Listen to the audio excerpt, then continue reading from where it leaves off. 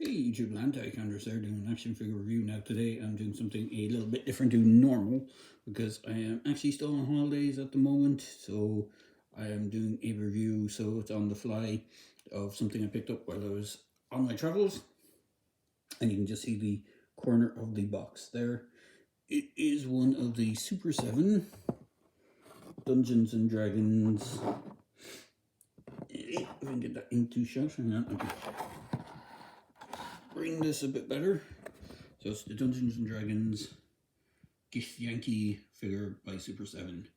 It is a reaction figure, so it is the basic 5 points of articulation.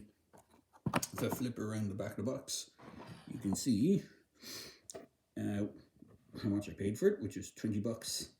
Wizard of the Coast trademark, and it has the adventure is yours with these fantastic Dungeons and Dragons action figures, collect all three. Now I believe there was more figures because I did see a few other ones. I actually saw one that looked like this fighter guy, and that's inspired by the original artwork. You can see the dragon, obviously he's fighting in a dungeon, and it's the dragon's gold hoard on the red dragon. But there's Sorcerer Wand of Fire, which I didn't see, and I did see the Ifriti with Scimitar, and I picked up the Githyanki with the Greatsword, and there was I think it was called Fighter or Heroic Fighter with Sword and Shield, something along those lines, and I think there was one other guy, I can't remember, I think there was an extra 2. So leaving this in as a backdrop, we'll bring in the little dude himself. So here he is. Now hopefully this video will look okay once I upload it. It's a bit, as I said, it's a bit on the fly.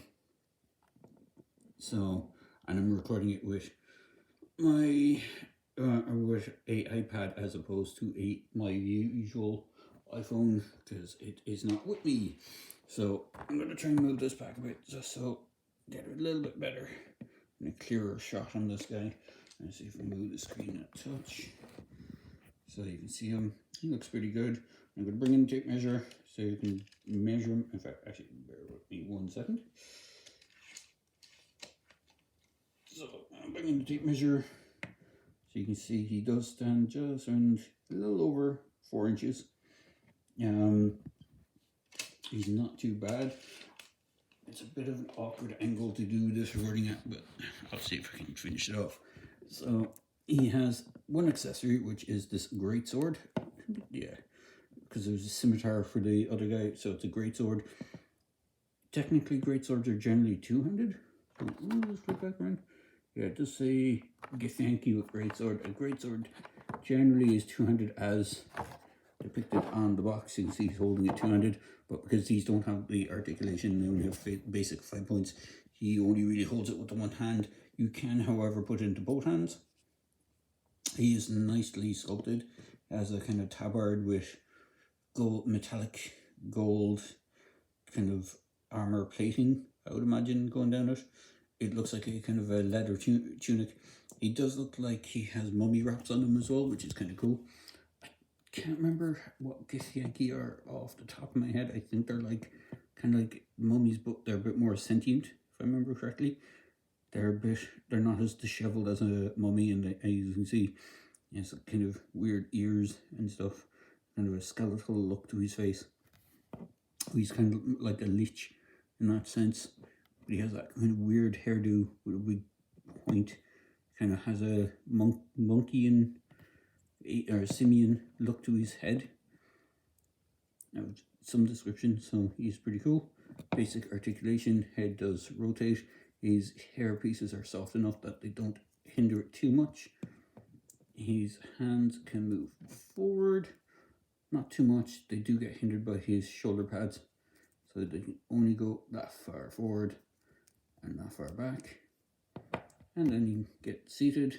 You have to be careful. If you leave him in this position too long, the tabard at the front will get pushed out of shape, and he can go back that much. So the tabard on the front is pliable enough, as is the one on his back, and it is a pretty nice figure. So all in all, he's pretty cool. I hadn't seen any of these Dungeons and Dragons figures before. They have a very look and feel of the old LGN figures with just a little bit less articulation than those. But if you have any of the LGN figures, I would imagine they do fit in quite well with these. So because I'm not in my usual spot, I'm going to wrap this up here, and hopefully I'll get to upload this. Unfortunately, I won't have my new intro and stuff like that, because as I'm doing it on the fly, I don't have the stuff for that on my phone. So I'll see if I can edit it to have it on it, but I don't think I'll be able to do it. But this is how this guy looks, so he looks pretty cool. So hopefully you enjoyed this quick review.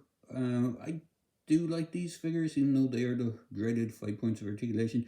If he had been a bit more articulated, it would have been way better.